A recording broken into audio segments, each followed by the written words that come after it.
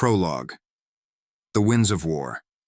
The wind whispered secrets through the ancient trees of Moros, carrying with it the scent of impending bloodshed. High above, the moon cast a cold silver light over the land, illuminating the shadows that crept through the forest, across the mountains and deep into the valleys. It was a night like any other, yet beneath its stillness, something stirred. Something old and powerful. Something that had waited patiently for this moment. Far to the north, beyond the human kingdoms, a figure stood alone on the parapet of a dark fortress. Cloaked in black, his form melded with the night, his eyes fixed on the horizon, where the world seemed to tremble in anticipation. The figure's presence was a part of the ancient stone beneath his feet, as much a fixture of this world as the mountains that had stood for eons. He watched, listened, and waited, for he knew that the time was near. Below him, within the fortress walls, the silence was absolute. Not even the softest breath could be heard, yet the air was thick with tension.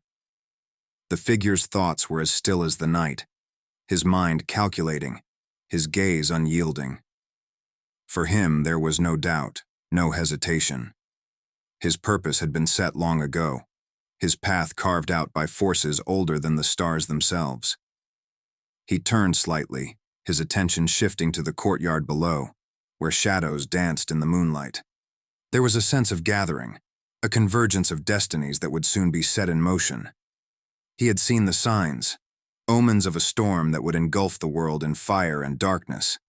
And though the night was calm, he knew the storm was already upon them, its first wind stirring the dust of forgotten battles.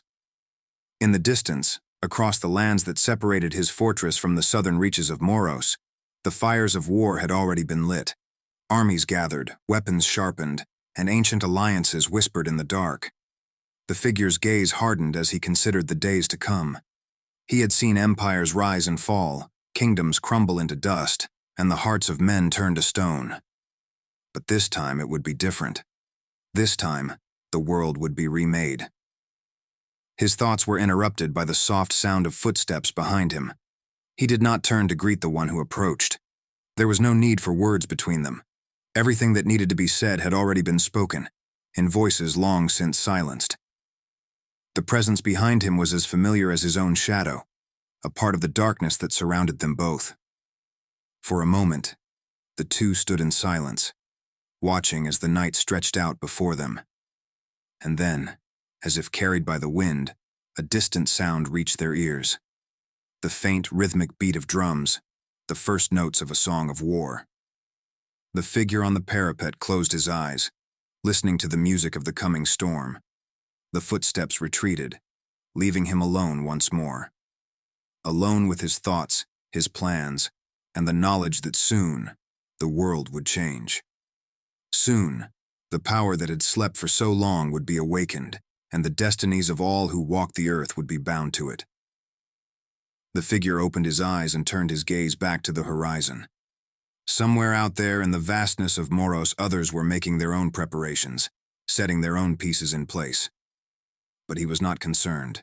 His time would come, and when it did, all would know his name. And so, he waited, as the night grew darker and the winds of war began to howl.